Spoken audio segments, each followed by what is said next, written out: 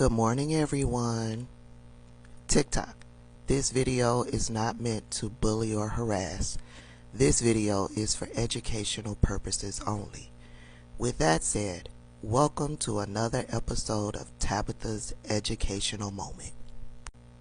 Some of you may have seen this creator come across your For You page. Yes, black content creators have been lighting him up. Let's talk about what happened. A few days ago, he posted his opinion and his view and his take on something that was said by Whoopi Goldberg on The View. The ladies on The View were talking about the situation with Tyre Nichols, and here's what he heard. People can't say how much of a racist you are after you just said white people need to be beaten in order to prove a point and get a message across. He said that Whoopi Goldberg said that white people need to be beaten in order to get a message across. Here's what Whoopi Goldberg actually said. How many times do we need to see white people also get beaten before anybody will do anything? I'm not suggesting that. So don't write us and tell me what a racist I am. Imagine that. Whoopi Goldberg did not say that white people need to be beat in order to get a message across. She basically said, what is it going to take? Do we need to see white people being beaten before things are taken seriously? That's what Whoopi Goldberg said. And she went on to say, I'm not saying that white people need to be beat. And of course, he is now receiving tons of backlash because, black people are holding him accountable for attempting to spin a narrative. So he comes back and posts this. I'm getting a lot of people calling me racist. This rhetoric, comments like this on that video, where does that get anybody? Okay? If you watch the video, I was calling out racism that I saw on TV.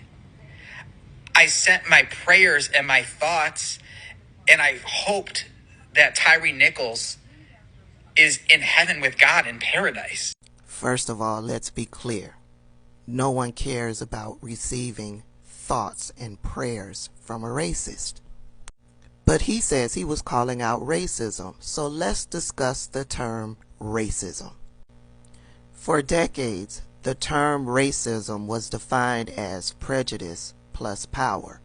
Prejudice plus power, also known as R equals P plus P, is a stipulative definition of racism used in the United States, often by white anti-racism activists. Patricia Padva first proposed this definition in a 1970s book where she defined racism as prejudice plus institutional power.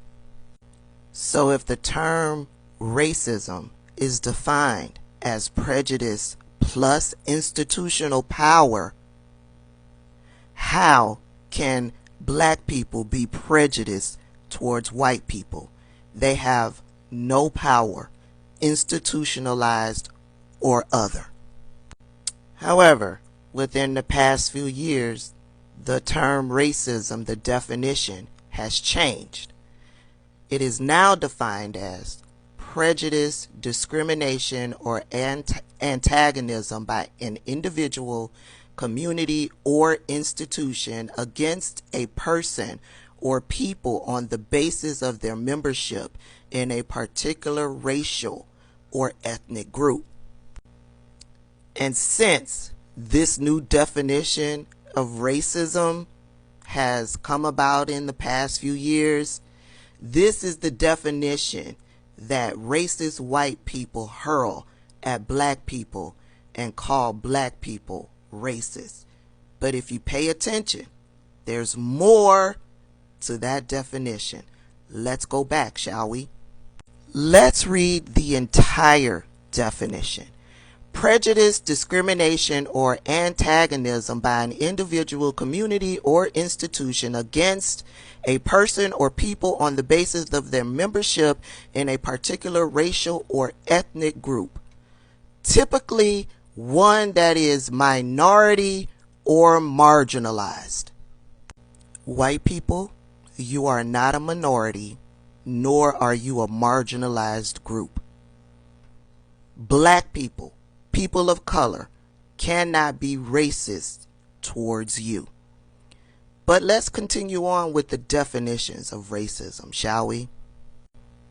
Merriam-Webster defines racism as a belief that race is a fundamental determinant of human traits and capacities, and that racial differences produce an inherent superiority of a particular race.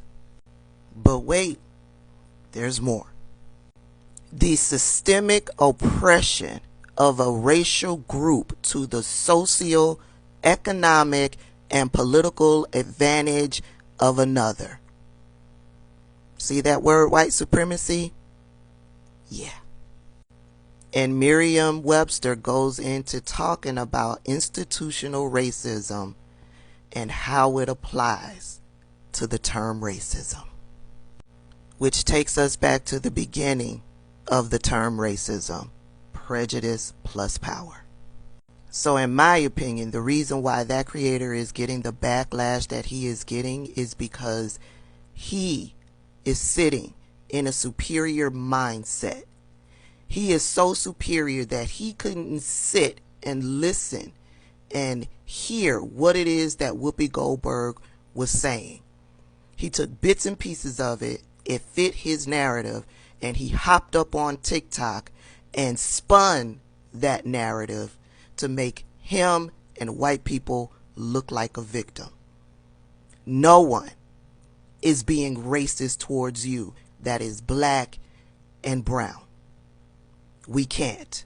We have no power to be racist towards you. Y'all have a good day.